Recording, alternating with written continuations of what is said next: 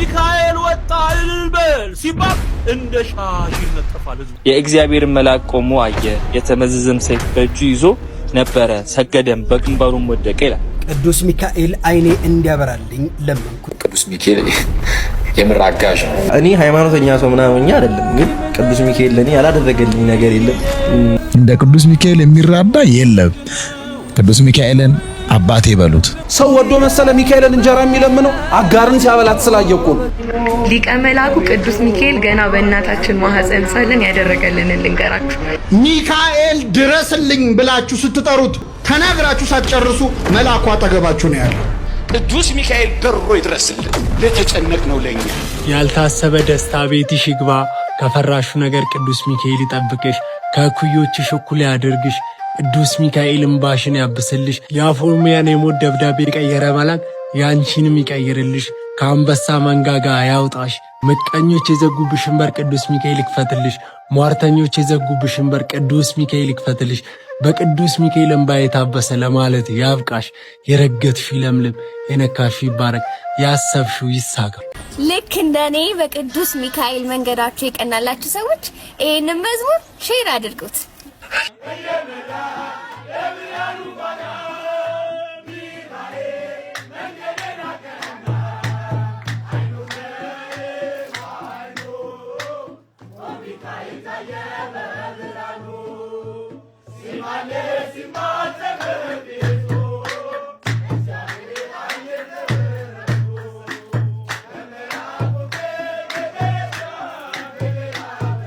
ሰኔ 12 ኃጢአታችን የሚደመሰስበት ዕለት ነው። የቅዱስ ሚካኤልን በዓል ሰኔ 12 ቀን በአምስት ትላልቅ ምክንያቶች እናከብራለን። ኮፒ ሊንክ፣ ሼር፣ ፖስት እያደረጋችሁ ለብዙዎች አዳርሱት። በኮሜንትም እየገባችሁ ቅዱስ ሚካኤል በረከት ይደርብን እያላችሁ ጻፉ። ጌታችን መድኃኒታችን ኢየሱስ ክርስቶስ በተነሳበት ቀን ይህ ክቡር መልአክ ሚካኤል ከውስጠኛው መጋረጃ ውስጥ ገብቶ በክብር ባለቤት ፊት እንዲህ እያለ ይለምናል። እውነት ስለሆነ ቃል ኪዳን በምድር መታሰቢያን የሚያደርጉትን ትምርልኝ ዘንድ ፈጣሪ ሆይ እኔ አገልጋይና መልእክተኛ ከቸርነት እለምናለሁ። አንተ ማሪ ይቅር ባይ ነህና። የክብር ባለቤት ጌታችንም እንዲህ ብሎ ይመልስለታል። የመንፈሳዊያን ሰማያዊያን መላእክት አለቃቸው ሚካኤል ሆይ መታሰቢያን የሚያደርገውን ሁሉ መሸከም እንደምትችል ከሲኦል 3 ጊዜ በክንፎች ተሸክመ እንድታወጣ እነሆ አዝዤሃለሁ። ይህንን ቃል በሰማ ጊዜ እጅግ ደስ ብሎት ቅዱስ ሚካኤል የበዓሉን መታሰቢያ ከሚያደርጉት በክንፎቹ ተሸክሞ የእሳቱን ባህር አሳለፋቸው። እነርሱም ከብቻው ጌታ በቀር የሚቆጥራቸው የለም። ስለዚህም የዚህን ታላቅ የመላእክት አለቃ የቅዱስ ሚካኤልን የበዓሉን መታሰቢያ ለማድረግ መታገል ይገባናል። እርሱ ከሰይጣን ወጥመድ ያድነን ዘንድ በዘመናችን ሁሉ ይጠብቀን ዘንድ ኃጢአታችንን ያስተሰርይልን ዘንድ መከራችንንም ያርቅ ዘንድ የምድራችንን ፍሬ ይባርክ ዘንድ ፈቃዱንም ለመስራት ይረዳን ዘንድ ከኛ ወገን የሞቱትን ዕረፍተ ነፍስ ይሰጥ ዘንድ ወደ መንገድ የሄዱ አባቶቻችን ወንድሞቻችንን ወደ ቤታቸው በሰላም በጤና ይመልሳቸው ዘንድ በመካከላችንም ፍቅር ያደርግልን ዘንድ እስከ መጨረሻይቱ ምቅታ ድረስ በቀናች ሃይማኖት ያጸናን ዘንድ በእግዚአብሔር ፊት ስለኛ ይለምናል ይማልዳልና። በዚህ ዕለት እግዚአብሔር የመላእክት አለቃ ቅዱስ ሚካኤልን በነገዱ ውስጥ በመላእክት ሁሉ ላይ በብዙ ክብር ሾመው። ይህ የከበረ መልአክ ክብር ይግባውና በጌታችን ፊት ስለ ሰው ልጆችና ስለ ፍጥረት ሁሉ ይለምናልና ይማልዳል። እግዚአብሔርን የሚፈራ አስተራኒቆስ የሚባል አንድ ደግ ክርስቲያን ነበረ።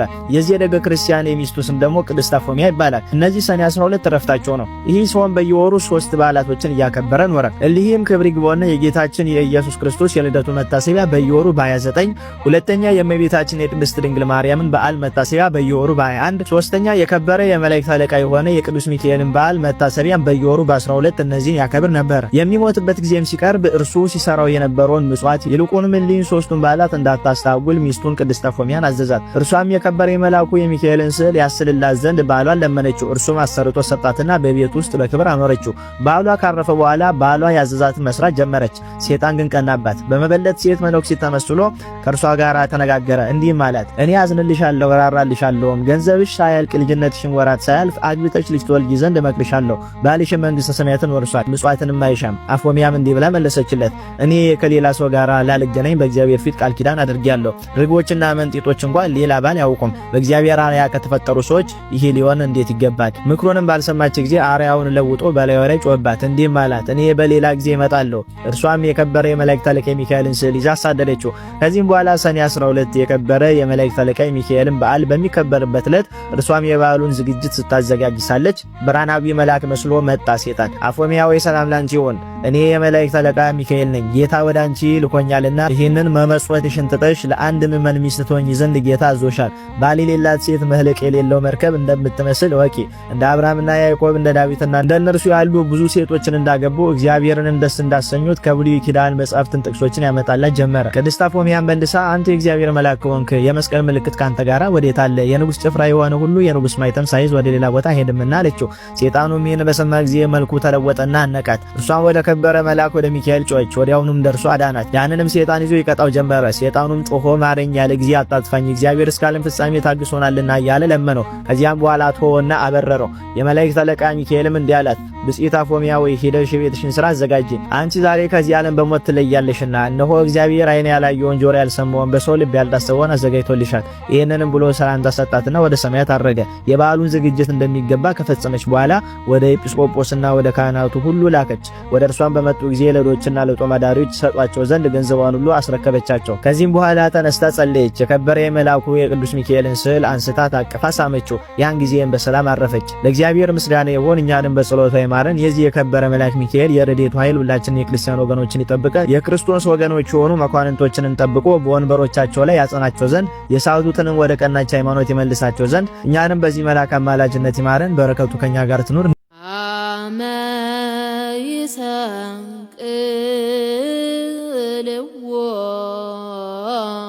አይሁድ ለእግዚእነ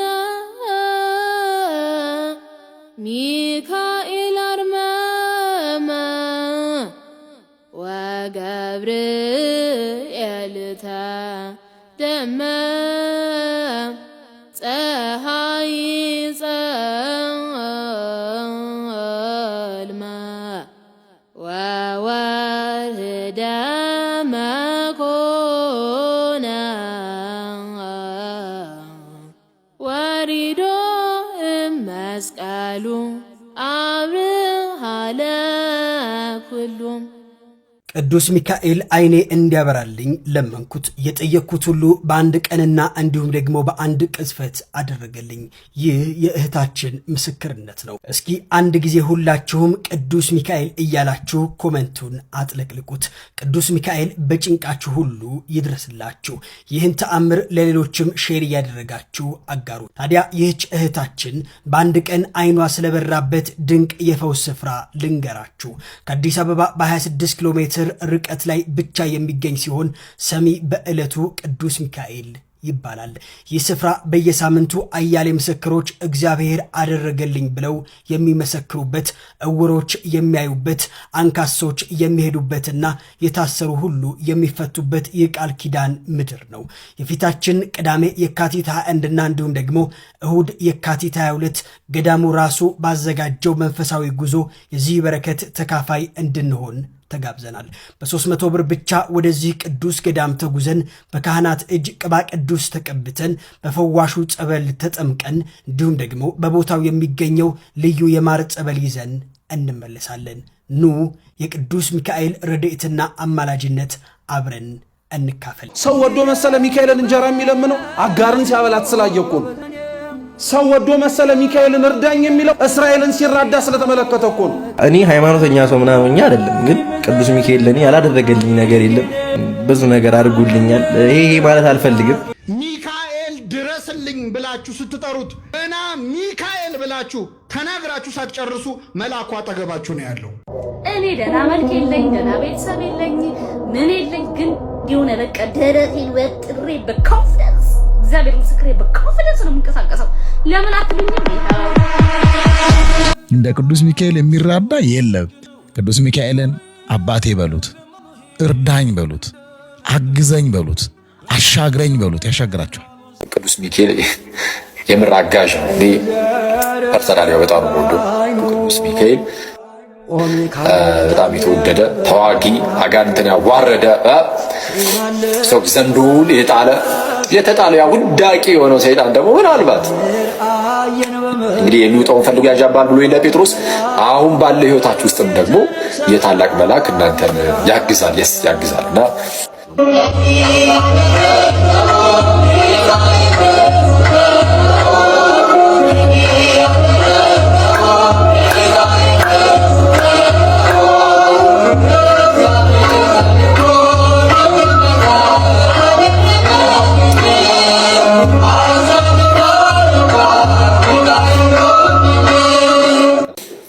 በጣም የተወደደ መልአክ ነው። ሊቀ መላኩ ቅዱስ ሚካኤል ገና በእናታችን ማህፀን ሳለን ያደረገልንን ልንገራችሁ። እናታችን የፕሮቴስታንት እምነት ተከታይ ነበረች። በእርግጥ ቤተሰቦቿ የኦርቶዶክስ እምነት ውስጥ ነበሩ፣ እሷም ነበረች። ግን በድሮ ጊዜ ወንጌል ብዙም አይሰበክም ስለነበረ እንትን አይሉም ስለነበር ብዙም እምነቱ ላይ ጠንካራ አልነበሩ። ማመናቸውን እንጂ ምን ማድረግ እንዳለባቸው አያውቁም ነበር። እናም በዛ መሀል እናታችን ሌሎች ጓደኞች የፕሮቴስታንት እምነት ተከታይ ጓደኞች ነበሯት እና እንደ ቀልድ ወደ እነሱ ቸርች በመሄድ ከእነሱ ጋር ብዙ ታይሞችን ስታሳልፍ የኦርቶዶክስን እምነት ትክክል አይደለም ወደ ማለት ሄዳ የፕሮቴስታንት እምነት ውስጥ ሙሉ ለሙሉ ትገባለች። ከዛም ከቤተሰብ ጋር ትጣላና ወደ ውጪ ቤት ተከራይታ መኖር ትጀምራለች እና በመሀል ጽንስ ይፈጠራል ማለት ነው። ያ እንደዛ እርግዝና ከተፈጠረ በኋላ ችግር ላይ ስለነበረች እኛ ጽንሱን ግዴታ ማቋረጥ እንደነበረባት ታስብና ወደ ሆስፒታል ታመራለች። ሆስፒታል ስትሄድ ኦልሬዲ ጊዜው ስላለፈ አሁን ማስወረዳችን ይሏታል። ከዛም ተመልሳ የባህላዊ ሕክምና በጣም ብዙ ጽንሱን እንዲያቋርጡ የሚያደርጉ በጣም ብዙ መድኃኒቶችን ትወስዳለች እና በጣም ብዙ መድኃኒቶችን ከመውሰዷ የተነሳ ትታመምና ድጋሜ ወደ ዶክተሮቹ ጋር ስትሄድ ጽንሱን ማቋረጥ ግዴታ ስለምትፈልግ ድጋሜ ወደ ዶክተሮቹ ጋር ስትሄድ ማቋረጣችን እነሱ ቢወለዱ እንኳን አንቺ መትረፋችን ይላታል። ድጋሜ ተመልሳ ይህንኑ ጽንሱን የሚያቋርጥ የሰጧትን የባህላዊ መድኃኒቶች በሙሉ ትወስዳለች እና በጣም ከማብዛቷ የተነሳ እጇና ግራ እጇና የግራ እግሯ ፓራላይዝድ ይሆናል ማለት ነው። አንከስ ያለች እንትን ማለት ትጀምራለች። ከዛ ድጋሚ ወደ ሆስፒታል ሄዳ ስጠይቃቸው ብዙ መድኃኒት እንደወሰደች ስትነግራቸው ስለዚህ አሁን ልጆቹ ቢወለዱም ጤነኛ ልጆች አይሆኑም፣ ቢወለዱም ጤነኛ አይሆኑም፣ ላይተርፉም ይችላሉ ብሎ ይነግሯታል።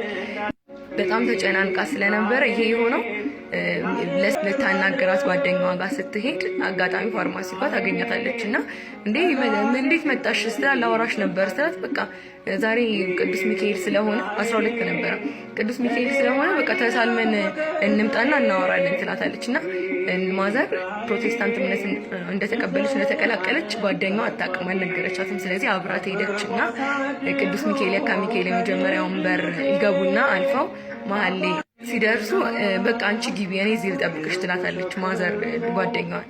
ለምን እንዴ ግቢና ተሳልመን እንውጣ እንጂ እኔ ስላመመኝ እዚህ ጋር ልጠብቅሽ አንቺ ተሳልመሽ ነይ ብላ ትላታለች። ከዛ እሺ በቃ ብላ ጓደኛዋ ልትሳለም ስትሄድ አንድ ዛፍ አለና በቃ ያሉትን ምዕመኖችን የተመለከተች የሆነ በትዝብት እንዴት ግን እንደዚህ ሚካኤል እያሉ አይነት ነገር እያለች ቁጭ ብላ የሆነ ዛፍ ስር ዛ የካ ሚካኤል ሁለተኛው በሩ ጋር ዛፍ አለ እዛ ስር ቁጭ ብላ ስታዳምጥ ምስክርነቶች በህልሟ የሰማቻቸው ምስክርነቶች የተሰጡ መምህሩ ነጭ የለበሰ ሰባኪ ልክ በህልሟ እንዳየችው ነጭ የለበሰ የመላእክት ሁሉ አለቃ ሊቀ መላኩ ቅዱስ ሚካኤል ሽበክንፉ ሽባክናሁ ስላደረገላችሁ ነገር በሙሉ እልል እያላችሁ አመስግኑት የተባለ በቃ በህልሟ ያየችውን ራሱ ብዙ ምስክርነቶች የተሰጡ ሰማችና በጣም ደንግታ አምላኬ ይሄ ነገር እውነት ይሄ ሚካኤል የሚባለው ይሄን ሁሉ ነገር ስለሰዎች አድርጎ ከሆነ እስኪ እኔንም ጤናዬን ይመልሰኝና ልጆቼን በጤና እንዲወለዱ ካደረገልኝ በየወሩ በጤና እንዲወለዱ ካደረክልኝ በየወሩ ዝክርህን አደርጋለሁ። በዚህም አውደ ምሕረት ላይ መጥቼ መሰክራለሁ። ዝክርህንም እዘክራለሁ፣ ልጆቼንም እንዲዘክሩ አደርጋለሁ፣ ወደ ኦርቶዶክስ እምነትም እመለሳለሁ ብላ እዛው እንደዛ እያለች በውስጧ ጓደኛዋ ትመጣለች እና ተገናኝተው አብረው ሄደው አውርተው ላሳጥርላችሁ ብዬ ነው። ከዛ ወደ ቤቷ ትገባለች ማለት ነው። ኦልሬዲ ያንን አውርተው ጨርሰው ከጓደኛዋ ጋር ወደ ቤት እንደገባች እግሯ ሙሉ ለሙሉ ጤነኛ ነው የሆነው። እጇ ግን ገና ነበር፣ እግሯ ግን በቃ ጤነኛ ነው የሆነው። ከዛ በቃ ወደ ጤንነት የተመለሰች ኦልሬዲ እኛን ልትወልድ ጥቂት ወራቶች ነበር የሚቀራት እና እስከዛ እኛን እስከምትወልድበት ሰዓት ድረስ በቃ ፍጹም ጤነኛ ሆነች። ይሄ በመድኃኒቱ ምክንያት የመጡባትን ህመሞች ፍጹም ሙሉ ለሙሉ ጤነኛ ሆነች ማለት ነው። ስለዚህ መቶ በሰላም ወደ ሆስፒታል ገብታ ስንወለድ የወሰደቻቸው መድኃኒቶች በሙሉ ጠቅላላ ለብቻ እኛ ደግሞ ለብቻ ወጣን ማለት ነው፣ እዛ ያሉ ዶክተሮች እስኪገረሙ ድረስ ማለት ነው። ስለዚህ ከዛ በኋላ ነው የኦርቶዶክስ እምነትን ተቀብላ ተጠምቃ ንስሐ ገብታ ያን ሁሉ ነገር አድርጋ እኛም ነፍስ ካወቅን በኋላ ይህን ሁሉ ነገር ነግራን አሁን የቅዱስ ሚካኤልን ዝክር እንዘክራለን። መታሰቢያውን በየወሩ በ12 እናደርጋለን። ስለዚህ ቅዱስ ሚካኤል ለእኛ የደረሰ ቅዱስ ሚካኤል ለእናንተ የደረሳችሁ እኛን ከጨለማ ወደ ብርሃን ያመጣን ቅዱስ ሚካኤል ሊቀ መላኩ የእናንተም ጸሎት ልመናችሁን ይስማችሁ፣ ጨለማ ውስጥ የሆናችሁ ወደ ብርሃን ያውጣችሁ። ቀኑ ሚካኤል ሲሆን ቀኑ ገብርኤል ሲሆን ታቦት ወጥቶ ሲነግስ በየአጥቢያ አብያተ ክርስቲያናቱ በየገዳማቱ ማለት ነው ሁሉም ሰው ቅድመ ታቦት ቆሞ እንደ ሚካኤል አማልደኝ እያለ በዓለም ዙሪያ ይማጸናል አይደለም። ሰው እግዚአብሔርን ይማጸናል፣ መላእክትን አማልዱኝ ይላል። አንድ ሚካኤል ስንት ቦታ ይበጠስላችሁ ሚሉ አሉ። ፍጡር ከሆነ እዚህም እዚያም እንዴት ይደርሳል በአንድ ሰዓት እንዲህ ስትለምኑት የሚል አይነት ጥያቄ ያላቸው ሰዎች አሉ። ጥቅስ አይደለም የጠቀሱት ሎጂክ ነው አይደለም። ስለዚህ በሎጂክ ነው መመለስ ያለበትና ቀላል ነው በጣም። አንደኛ የመላእክትን ተፈጥሮ ማወቅ ያስፈልጋል። መላእክት በቦታ ውስን ናቸው ማለት በአንድ ቤት ውስጥ በአንድ መንደር ውስጥ ብቻ ተወስነው ይቀራሉ ማለት አይደለም። አንድ መልአክ ዓለምን ሊሞላ ይችላል። በሌሎች ዓለማት ከሌለ ውስን ነው ማለት ነው አይደል? ይሄን ማወቅ አለብን። ስለዚህ እኛ የምናወራው ስለዚህ ዓለም አይደለም። ይሄ ዓለም ብርቃቸው አይደለም። አንዱ ይሄ። ሁለተኛ በጣም ፈጣን ከመሆናቸው የተነሳ ሰይጣን እንኳን ምድሩን ሁሉ ዞርኳት ብለዋል መጽሐፈ ኢዮብ ምዕራፍ 1 ላይ። ሰይጣን እንኳን ከጸጋ የተገፈፈ የተዋረደ ሰይጣን እንኳን ከነክብራቸው ከነጸጋቸው ያሉ መላእክት ምድርን በቅጽበት መዞር ይችላሉ፣ ችግር የለባቸው። ሁለተኛው ነጥብ ነው። ሶስተኛው ቴክኖሎጂን ያየ ሰው ይሄ ይገባዋል። በአንድ ስቴሽን ጣቢያ የሚተላለፉ ዝግጅቶች ይኖራሉ አይደለም። ከዛ በዓለም ዙሪያ ላይቭ በአንድ ቅጽበት በአንድ ወቅት በአንድ ጊዜ በእያንዳንዱ ሰው ቤት ቴሌቪዥን መስኮት እናያለን ያን ዝግጅት አይደለም። በአንድ ጣቢያ አለ። ሰው የፈጠረው ይሄ ሳተላይት ይሄን አይነት ቦታ መድረስ ከቻለ በዚያ ቅጽበት ማለት እንዲህ አይነት መልእክት ማስተላለፍ ከተቻለ አንድ መልአክ ከአንድ ጣቢያ ያንሳል ችሎታው እንደዛ እንደማለት ነው። ደግሞ አሉ ኔትወርኪንግ የሚባል አለ። በዚህ በኮምፒውተር ቴክኖሎጂ በብዙ ሺህ የሚቆጠሩ ኮምፒውተሮች ተያይዘው ከአንድ ሰርቨር መረጃ ያገኛሉ።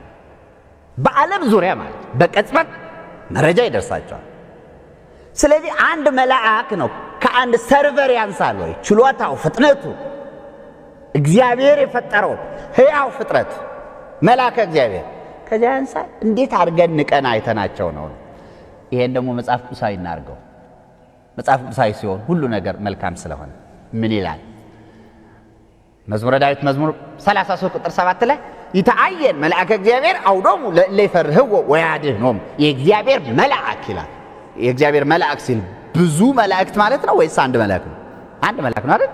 የእግዚአብሔር መልአክ ይልና በሚፈሩት ሰዎች ዙሪያ ይሰፍራል ይላል። ሰፈረ የሚባለው ለሰራዊት ነው እንጂ ለአንድ ነገር ሰፈረ ይባላል? አያችሁ መጽሐፍ ቅዱስ አነጋገሩ ጥበብ አለ የለውም? አንድ መልአክ ነው በሚፈሩት ሰዎች ዙሪያ ይሰፍራል። እንዴት? እግዚአብሔር ያውቃል። እኛ ምን እናውቃለን ስለ መላእክት? እንዴት ነው የሚሰፍረው? እዚህ የሚፈራው ካለ እዚያም የሚፈራው ካለ እዚያም የሚፈራው ካለ አንድ መልአክ ይሰፍራል። እዚህም እዚያም ይሰፍራል። እንዴት? እግዚአብሔር ነው የፈጠረው። የሚያውቀው እሱ ነው፣ እኛ እናውቅ። ይሄ ሳምንት ገና ከመምጣቱ ለምንድን ነው ደስ የሚለኝ እላለሁ። ለካ የከፋይ ቀን ቀና ያልኩት በሱ ነው። ሰው ያላመነኝ ጊዜ ያመነኝ እርሱ ነው። ሰው እጁን መዘርጋት ባቃተው ጊዜ እጁን ዘርግቶ የተቀበለኝ፣ እኔና እሱ ብቻ በምናውቃት በዛሽ ቀን ያልተወኝ፣ ለካ ሰኔ 12 የዓመቱ ሚካኤል ቀኑ ደርሶ ነው። እስቲ እንደኔ የጓጓችሁ ሚካኤል እያላችሁ ጻፉ። ሰኔ 12 የሚካኤል ቀንስ የት ናችሁ? እናንተም ባለፈው ተጠይቃችሁ እጃችሁን በዘረጋችሁልን መሰረት የቻለልንን አሟልተን ሰኔ 12 የዓመቱ ሚካኤልን በሰሜን ሸዋ ሀገረ ስብከት ስር ባለው የሞያ ማንጉልት አጣራ ቅዱስ ሚካኤል ቤተክርስቲያን ልናከብር ተዘጋጅተናል። ታዲያ ትብብራችን ለውጥ ሲያመጣ ደስ አይልም? ይህ ቤተክርስቲያን ለ20 ዓመት በመጋረጃ ውስጥ ተከልሎ በመቃብር ቤት ውስጥ አገልግሎት ሲሰጥ የቆየ ቢሆንም በአሁኑ ሰዓት ግን አባቶች በጠና እየታመሙ የድረሱልን ጥሪያቸውን በማስተላለፍ የቅዱስ ሚካኤል ወዳጆች የታላችሁ እጃችሁን ዘርጉልን እያሉ እየተማጸኑ ይገኛሉ። ስለሆነም ኦርቶዶክሳውያን የሆንን ሁላችን ከ300 ብር ጀምሮ ለሚካኤል ቤተክርስቲያን ማሰሪያ የሚሆነውን አስራታችሁንም በማውጣት ይህንን አካውንት ተጠቅመን ካላችሁ ላይ በመስጠት አሰሩልን፣ ተራዱን፣ ድረሱልን እያሉ ይገኛሉ። ለበለጠ መረጃ በዚህ ይደውሉ። ለምታደርጉልን ነገር በሙሉ አስቀድመን በሚካኤል ስም እናመሰግናለን በማለት መልእክታቸውን አስተላልፈዋል። ሚካኤል ወጣ እልል በል ሲባል እንደ ሻሽ ይነጠፋል ህዝባችን መሬት ላይ። ለማን ነው ስግደት ስትል ለኢየሱስ ነው ይልሃል። ኧረ እባክህ አልቀረብህም። ደግሞ ሚካኤል መጣላችሁ ልታበሉ ልትዘክሩ ምን ልትሉ ስግደት ሁሉ የሚገባው ለክርስቶስ ብቻ ነው። ግንቦትን ስንገላገል ደግሞ ሰኔ መጣ። ሐምሌም የክርስቶስ ነው፣ መስከረምም የክርስቶስ ነው፣ ሰኔም የክርስቶስ ነው። ሚካኤል ገብርኤል እያላችሁ እየዘከራችሁ እያበላችሁ እየበላችሁ እየተሰባሰባችሁ እንዲሁ ለመላእክት እየሰገዳችሁ ጊዜያችሁን ታቃጥላላችሁ። ጊዜያችሁን አታቃጥሉ። ስግደት ሁሉ የሚገባው ለክርስቶስ ብቻ ነው። ወንድሜ ክርስቶስ ይወድሃል፣ እህቴ ክርስቶስ ይወድሻል። ዛሬ ሰፈራችን ድረስ መጣችሁ? አዎ ዛሬ ደግሞ እንግዲህ መኝታ ቤታችሁ ድረስ ወንጌልን ይዘን እንመጣለን። እንግዲህ በቁጥር ሆነኛ ብዙ ነን። እሱን ተውት፣ ቁጥር ምናምን እያላችሁ ጊዜ መሸወር ልምዳችሁ ነው። ግን እሱን ተውና ስትመጪ ስለ የሆነ ነገር እየሰበክሽ ነው የመጣሽው። ደግሞ ሚካኤል መጣላችሁ ልታበሉ ልትዘክሩ ምን ልትሉ ወንድም አለሜ ጊዜን አታቃጥል። ሰኔም ሐምሌም ነሐሴም ሁሉም የክርስቶስ ነው። ክርስቶስ ይወድሃል። ስለዚህ ከመጽሐፍ ቅዱስ እንነጋገር ማለት ነው። ኦሪት ዘፍጥረት 19:1-2 ላይ ሁለቱም መላእክት በመሸ ጊዜ ወደ ሰዶም ገቡ። ሎጥም በሰዶም በር ላይ ተቀምጠው ነበር። ሎጥም ባያቸው ጊዜ ሊቀበላቸው ተነሳ፣ ፊቱንም ደፍቶ ወደ ምድር ሰገደላቸው። ጌቶቼ ሆይ ወደ ባሪያችሁ ቤት ግቡ አላቸው። ይላል ልጨምርልሽ።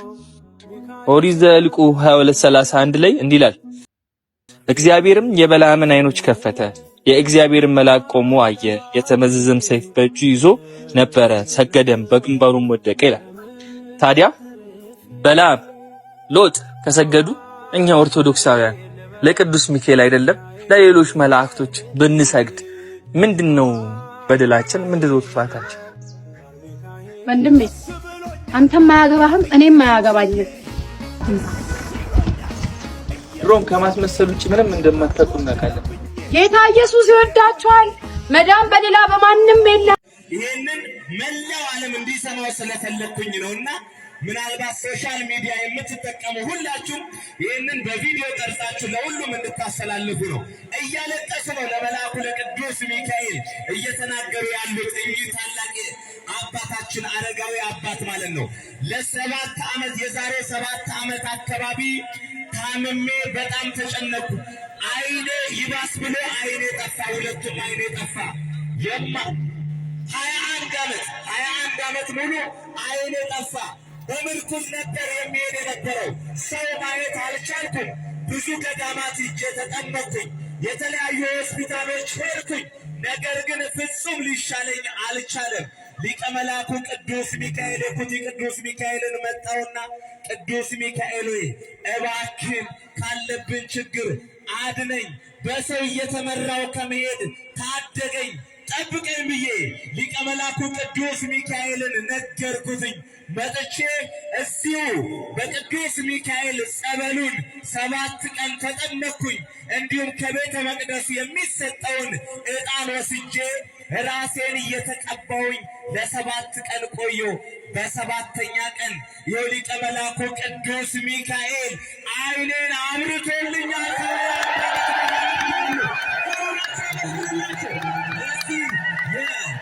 ለዚህም ደግሞ ያለኝን የጣት ቀለበት የታለ? የጣት ቀለበቱ የታለ? አዎ የጣት ቀለበቱን አምጡ። ከእጃቸው ላይ አውልቀው እኔ ያጠራቀምኳትን ገዝቻት የነበረውን የጣት ቀለበቴን ሰጥቻለሁ ብለዋል።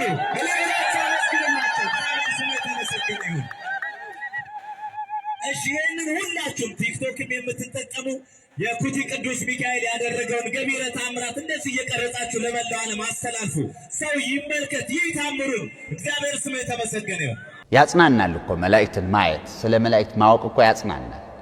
በነገራችን ላይ መጽሐፍ ቅዱስ ስለነገረን ነው። መላእክት የማይታዩ ስለሆነ ማወቅ የምንችለው መጽሐፍ ቅዱስ የነገረንን ያህል። ስለዚህ ስለ መላእክትም እግዚአብሔር መግለጥ አለበት። ካልገለጠለት ሰው ስለ መላእክት በራሱ ችሎታ ሊያውቅ አይችልም። ይሄን የምናውቀው በለዓም አህያይቱ ያየችውን መልአክ እንኳን ለማየት አልቻለም ነበር እስኪገለጥለት አይደል? ደግሞ የኤልሳ ደቀ መዝሙር ገያዝ ወታደሮችን ጭፍሮችን የከበቧቸውን አይቶ ነገር ግን የእግዚአብሔርን መላእክት ማየት አልቻለምና ፈራ፣ ተረበሸ፣ ተንቀጠቀጠ። ምን ነው ተከበናል፣ ወዮ ጌታዬ ጠፋን አለ። እንደውም ጊያዝ ለመምህሩ ክስት አይኖ ይላል ሲጸልይ። መምህሩ ደግሞ አይኑን ግለጥለት እኛን የሚጠብቁንን ስላላየ ነው እንደሚደናበረው ብሎ ጸለየለት። አይኑ ተገለጠለት። በጸሎት በመንፈሳዊነት አይኑ ያልበራለት ስለ መላእክት ክብራቸውን ሊያውቅ አይችልም፣ ግብራቸውን ሊያውቅ አይችልም። ነገር ግን ሀብት የተሰጣቸው 10 ማዕርጋት አሉ በቤተክርስቲያናችን። አንዱ ነጽሮ መላእክት ነው። በቤተክርስቲያናችን ጸጋ ነው ማለት ስለ መላእክት በበቂ ሁኔታ መገንዘብ መንፈሳዊ ሀብት ነው እንጂ እንዲሁም ይመጣል።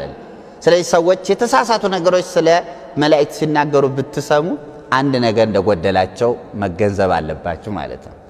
በመጽሐፈ መነኮሳት መላእክት ሲወጡ ሲወርዱ የሚያዩ ቅዱሳን መነኮሳት ነበሩ። በእውነት መኑ ዘያቢ መኑ ያቢ ሚካኤልኑ ወሚመ ገብርኤል። ሚካኤል ነው የሚበልጠው? ማን ነው? ገብርኤል ነው። ሲወጡ ሲወርዱ እያዩዋቸው የቱ ይበልጣል? እኛ ሰው አይተን የቱ ያምራል የቱ ይበልጣል እንደምንለው ማለት እንደዛ ይሉ ነበር። ስለዚህ ይሄ ሀብት ነው። ቤተ ክርስቲያን ስለ መላእክት ብዙ ማውሳቷ ሀብቷ ነው፣ የተገለጠላት ቢኖር ነው። ይሄን ማመን መረዳት ያስፈልጋል ከእምነት ጋር በተያያዘ